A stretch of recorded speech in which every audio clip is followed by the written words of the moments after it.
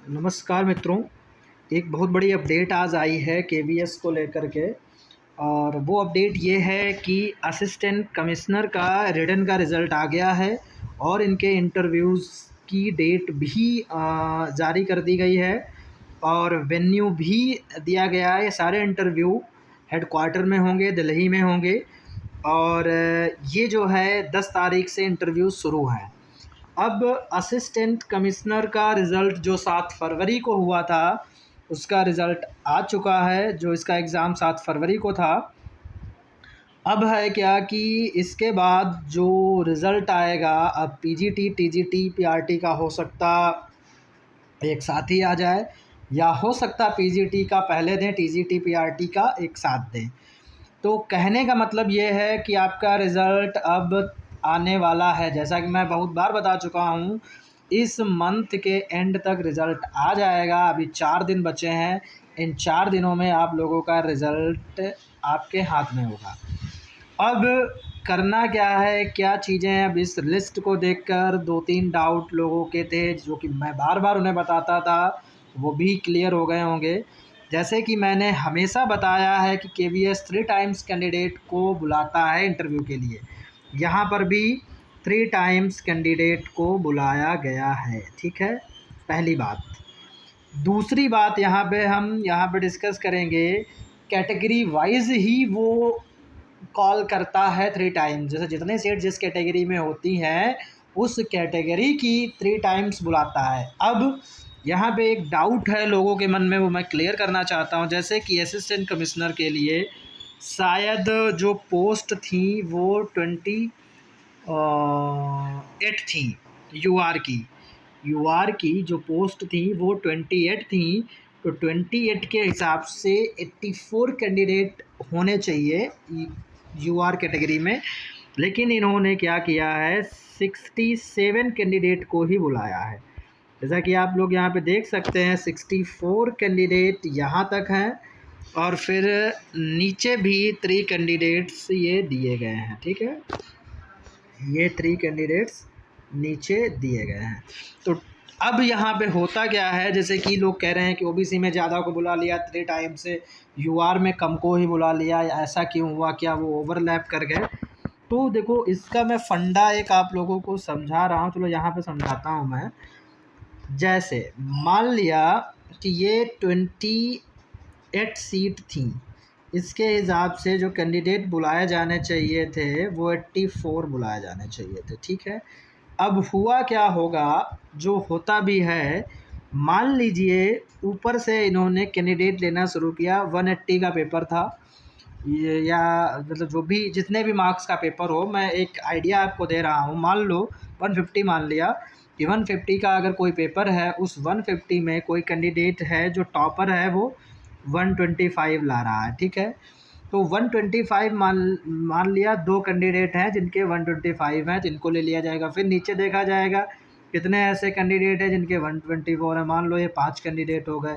अब नीचे की डिजिट में आएंगे, 123 कितने कैंडिडेट हैं, 10 हो गए, ठीक है? जितना नीचे आते जाते कैंडिडेट ज़्यादा, 122 पर मान लो 20 कैंडिडेट मिल गए, 121 पे मान लो इनको 30 कैंडिडेट मिल गए, ठीक है?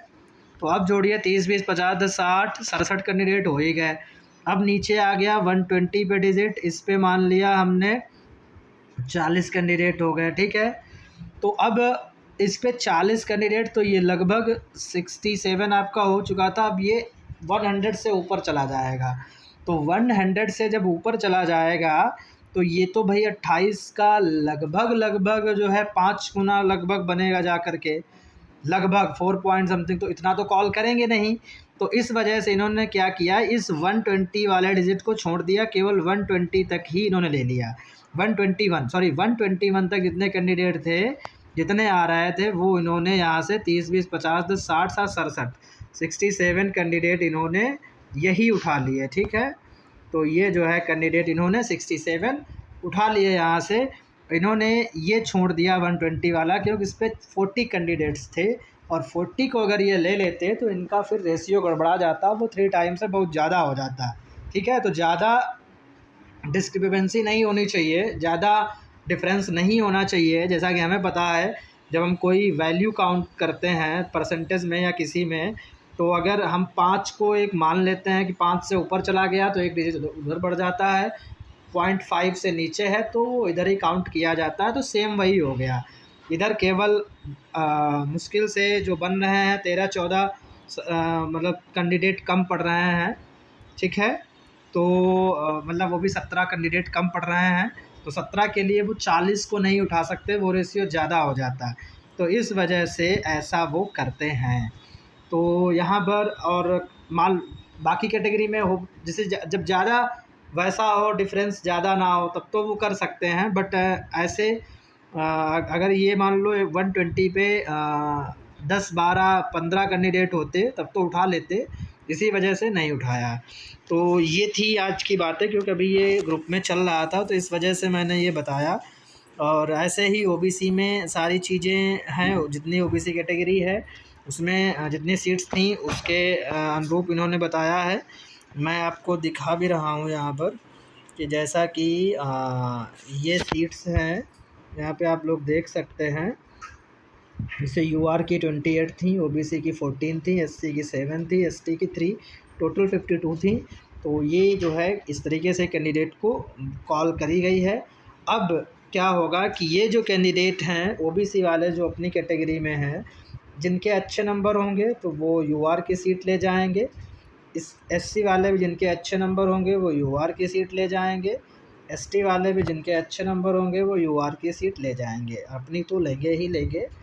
तो इस तरीके से सिस्टम चलता है, इस तरीके से चीज़ें होती हैं। बाकी इस वीडियो का मेन पर्पज़ था कि आप लोगों को ये बताना कि आप लोग प्रिपेयर रहिए। जैसे ये नोटिफिकेशन एक आई है, आप लोग देख लीजिए, ये जो है 7 फरवरी को ये एग्ज़ाम हुआ था और सारी चीज़ें जो है इसमें दी हुई हैं यहाँ पर कि 7 फरवरी को आया था। इनके इंटरव्यू 10 से 13 फिर 17 से 20 तक हैं। और सारी चीज़ें कह रहे हैं कि प्रोफार्मा जो ओबीसी का है वो भी साइट पर बढ़ा है।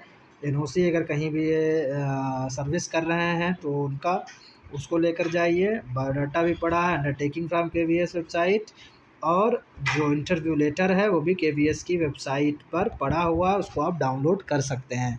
तो ये थी आज की जानकारी, और जल्द ही आपका भी रिज़ल्ट आने वाला है। बस हो सकता है कि कल परसों डाल दें रिज़ल्ट। तो बी होपफुल, और मिलते हैं नेक्स्ट वीडियो में। जैसे ही कोई अपडेट आती है आपको बताएंगे।